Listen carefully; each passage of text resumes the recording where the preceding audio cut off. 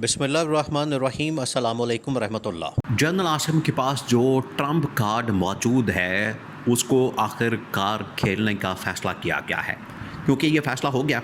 ये बात अब तय हो चुकी है कि जनरल आसिम ने सदर बनना है, फील्ड मार्शल ने सदर बनना है और उसके लिए पैगाम इनको पहुंचा दिया गया है। ना सिर्फ गवर्नमेंट को पहुंचा दिया गया, नून लीग को, पीपल्स पार्टी को। नून लीग तो देखें एग्री कर गई है, नून लीग तो बिल्कुल लेट गई है। नून लीग ने इसके ऊपर बिल्कुल भी चूंचा नहीं की। देखिए, उनके तो इंटरेस्ट में है, उनके तो मफाद में है।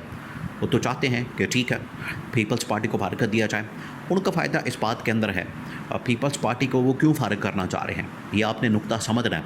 आप ज़रा इमेजिन करें कि यही दोनों जमातें, यही दोनों पार्टीज जो कि आज से तकरीबन कोई 2 साल पहले और इमरान खान की नफ़रत में, इमरान खान के बग़्ज़ में ये इकट्ठे हुए। इन्होंने आपस में इत्तेहाद किया, इत्तेफाक किया, इन्होंने आपस में एका किया और मिलकर एक गवर्नमेंट बनाई, हुकूमत बनाई। मिलकर इन्होंने ये सब कुछ किया। आज यही आपस में लड़ रहे हैं, आज यही आपस में एक दूसरे के ख़िलाफ़ हो चुके हैं। एक दूसरे के ख़िलाफ़ इन लोगों ने महाज खोल दिया है। अब नून लीग क्या चाहती है? देखिए, ये जो महाज की बात है, यहाँ पर आपने इस नुक्ते को समझना है। आप ज़रा अंदाज़ा करें कि किस तरीके से आपस में ये इक़्तिदार की खातर, पावर की खातर, इन्हें रत्ती बराबर भी ज़रा भी आवाम की फ़िक्र नहीं है।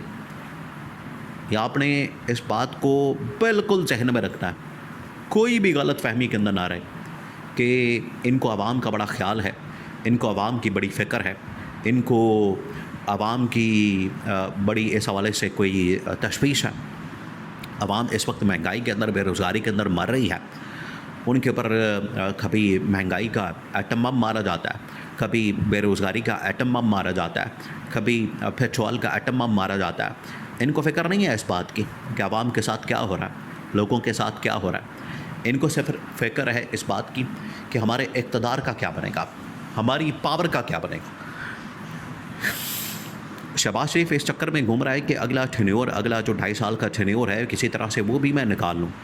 और ना सिर्फ ये 2.5 साल का टेन्योर, बल्कि अगला जो 5 साल का टेन्योर होगा, जिसके अंदर इलेक्शन के बाद ये मिलेगा, और इलेक्शन भी किसी तरह से मैनेज कर। देखिए, इसका सबसे बड़ा मसला क्या है नून लीग का? नून लीग का सबसे बड़ा मसला ये है कि ये कभी जमहूरी जमात रही नहीं। इन्होंने कभी जमहूरियत के ऊपर यकीन किया ही नहीं, इन्होंने कभी इलेक्शन के ऊपर यकीन किया ही नहीं। और ना पहले दिन ना आज से 50 साल पहले 82 के अंदर, 3 के अंदर, 4 के अंदर, 5 के अंदर, जब नवाज शरीफ ने अपने सियासी करियर की बाकायदा आगाज़ की, बाकायदा शुरुआत की, आगाज़ किया, जब उसने बतौर वज़ीर ख़ज़ाना पहले MPA के तौर पर पंजाब असम्बली के अंदर उसने कदम रखा, ये सियासी करियर का आगाज़।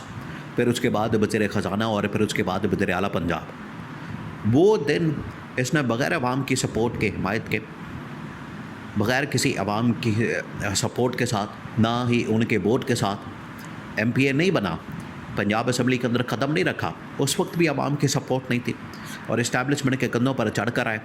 आज भी इनका हाल ही है, आज भी इनका हशर यही है कि बग़ैर अवाम के सपोर्ट के, बग़ैर अवाम की हिमायत के, बग़ैर अवाम के सपोर्ट बेस से ये उसी तरह से आते हैं इस्टेब्लिशमेंट के कंधों पर चढ़ कर। इस्टेब्लिशमेंट के कंधों पर चढ़ कर आना, ये पहले दिन से उसकी गोद में बैठ कर आए, बूट चाट के, बूट पॉलिश करके, और आज भी। तो इस वजह से नून लीग को इस बात की परवाह नहीं है कि अगला इलेक्शन कब होगा, किस वक्त होगा, कैसे होगा। उसके अंदर आवाम की सपोर्ट हमें चाहिए, लिहाजा हमें महंगाई कम करनी है, बेरोज़गारी ख़त्म करनी है, मुल्क के अंदर माहौल को साजगार बनाना है। इन बातों का इन्हें फ़िक्र नहीं है, इन बातों का इन्हें ख्याल नहीं है। इनको सिर्फ फ़िक्र है कि अगला इलेक्शन किसी तरह से 2028 के अंदर, 29 के अंदर वो हम निकाल लें, उसको भी अपने फ़ायदे के लिए इस्तेमाल कर लें और मैं वज़ीर आज़म बन जाऊँ। ये है शहबाज शरीफ की टोटल औकात। अब शहबाज शरीफ चाहता है कि पीपल्स पार्टी इसमें अच्छा माइनस हो जाए, और ये जो हर रोज़ इनकी जानिब से मुझे पैगाम आता है, मैसेज आता है कि जो हाफ टेन्योर है 2.5 साल का मुझे दे दिया जाए, यानी कि पीपल्स पार्टी को दे दिया जाए। तो शहबाज शरीफ को आइडिया, शहबाज शरीफ को पता है कि मेरी इससे जान छूट जाएगी, मैं इससे निकल जाऊंगा, ना मुझे, ना ये पीपल्स पार्टी होगी, ना बजेगा बांस, ना रहेगा बांस, ना बजेगी बांसुरी। जब पीपल्स पार्टी पावर में होगी नहीं, इक़्तिदार में होगी नहीं, गवर्नमेंट के अंदर होगी नहीं, तो ये मुझे 2.5 साल के टेन्योर की कहेंगे नहीं, बात ही नहीं करेंगे। तो ये शहबाज शरीफ के पीछे सोच है कि ठीक है, आसिफ जरदारी को निकाला जा रहा है ऐवान सदर से निकालना, प्रेसिडेंट गवर्नमेंट से निकालना, ये इसका मतलब ये है कि इनको ऑटोमेटिकली गवर्नमेंट से, पावर से, इक़्तिदार से निकाल देना, इक़्तिदार के ऐवान से निकाल देना। जब ये इनको निकाल दिया जाएगा तो शहबाज शरीफ तो सुकून में आ जाएगा। लेकिन एक बात आपने जहन में रखनी है, और आप ज़रा इमेजिन करें, अभी जो ये समझता है, अभी जो इसका ख्याल है कि पीपल्स पार्टी को निकालने के बाद शहबाज शरीफ को कोई हाथ भी नहीं लगाएगा, शहबाज शरीफ को कोई पूछेगा भी नहीं, तो ये इनकी गलत फहमी है, खाम ख्याली है। क्योंकि उसके बाद जो शहबाज शरीफ के साथ होगी, पहले तो पीपल्स पार्टी की बारी है, पहले तो आसिफ जरदारी की बारी है, पहले तो बिलावल की बारी है, पहला नंबर तो इनका लगा हुआ है। अगली बारी शहबाज शरीफ की आएगी जो इसके साथ होगा। अब आसिफ अली जरदारी का जाना तो बिल्कुल कन्फर्म है। अब क्योंकि वो रजिस्ट कर रहे हैं, उन्होंने रेजिस्टेंस की है, इसके अंदर भी पीपल्स पार्टी ने नून लीग को अप्रोच किया कि हमें सपोर्ट करें, हमारे साथ खड़े हों, इस्टेब्लिशमेंट हमारे खिलाफ आ गई है। शहबाज शरीफ पतली गली से निकल गया, कोई हूँ हाँ नहीं उसने की, और अंदर ही अंदर से वो खुश हुए कि अच्छी बात है, पीपल्स पार्टी की तरफ इस्टेब्लिशमेंट आ गई है और इस्टेब्लिशमेंट ने इनके ख़िलाफ़, पीपल्स पार्टी के ख़िलाफ़ महाज खोल दिया है। शहबाज शरीफ अंदर ही अंदर से खुश है। अब ट्रम्प कार्ड जनरल आसिम खेलने जा रहा है, और ये ट्रम्प कार्ड इतना बड़ा ट्रम्प कार्ड है कि उसके बाद पीपल्स पार्टी आपको सियासत से क्या, बिल्कुल सियासत की दुनिया से आउट हो जाएगी।